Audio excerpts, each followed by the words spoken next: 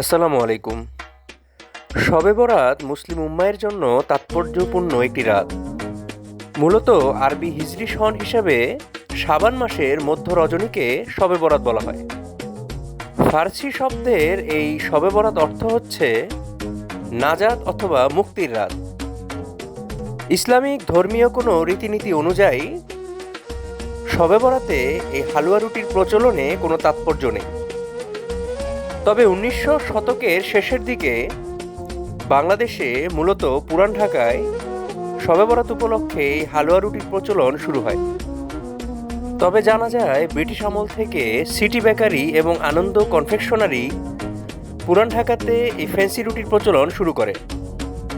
সেই থেকে বর্তমান সময় পর্যন্ত প্রতি বছরই শবে বরাতে বিভিন্ন ধরনের হালুয়া ও বাহারি সব ফ্যান্সি রুটি সারা ঢাকা শহরে পাওয়া যায়। বর্তমানে বছরের এই একটি দিন পুরান ঢাকার এই উৎসবমুখর প্রচলন সারা ঢাকাতেই প্রচলিত। রং বেরঙের হালুয়া ও ফ্যান্সি রুটির পসরা।